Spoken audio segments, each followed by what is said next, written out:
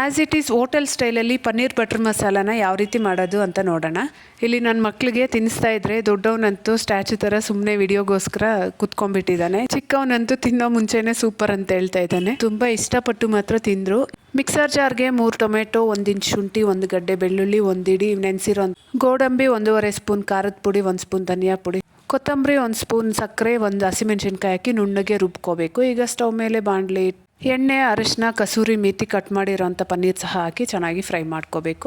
ಅದೇ ಪ್ಯಾನ್ಗೆ 1 spoon butter, ಸ್ವಲ್ಪ ಎಣ್ಣೆ, ಚಕ್ಕೆ, ಲವಂಗ, ಪಲಾವ್ ಎಲೆ, ಶಾಜೀರ, ಹಾಗೆ ಸಣ್ಣದಾಗಿ ಚಾಪ್ ಮಾಡ್ಕೊಂಡಿರೋ 1 ಈರುಳ್ಳಿನ ಸಹ ಹಾಕ್ಕೊಂಡು ಈರುಳ್ಳಿ ಚೆನ್ನಾಗಿ ಫ್ರೈ ಆಗಿ ಕಲರ್ ಚೇಂಜ್ ಆದಮೇಲೆ ನಾವು ರುಬ್ಬಿಟ್ಕೊಂಡಿರೋ ಮಸಾಲೆ, ಹಾಗೆ ಗ್ರೇವಿಗೆ ತಕ್ಕಂಗೆ ನೀರು, ರುಚಿಗೆ ಬೇಕಾಗಿರೋಷ್ಟು ಉಪ್ಪು ಸಹ ಹಾಕ್ಕೊಂಡು ಮಸಾಲೆಯಲ್ಲಿ ಹಸಿ ವಾಸನೆ ಹೋಗಿ ಎಣ್ಣೆ ಬಿಟ್ಕೊಂಡಾದ್ಮೇಲೆ ರೆಡಿ ಮಾಡಿಟ್ಕೊಂಡಿರೋ ಪನ್ನೀರ್ ಹಾಕಿ ಮಿಕ್ಸ್ ಮಾಡಿ ಸ್ವಲ್ಪ ಫ್ರೆಶ್ ಕ್ರೀಮ್ ಹಾಕ್ಕೊಂಡು ಒಂದ್ಸರಿ ಮಿಕ್ಸ್ ಮಾಡಿ ಸ್ಟವ್ ಆಫ್ ಮಾಡಿಕೊಂಡು ಕೊನೆಯಲ್ಲಿ ಕೊತ್ತಂಬರಿ ಸೊಪ್ಪು ಹಾಕ್ಕೊಂಡ್ರೆ ಪನ್ನೀರ್ ಬಟರ್ ಮಸಾಲ ರೆಡಿ. ಇಷ್ಟ ಆಗಿದ್ರೆ ವಿಡಿಯೋಗೆ ಒಂದು ಲೈಕ್ ಕೊಡಿರಿ.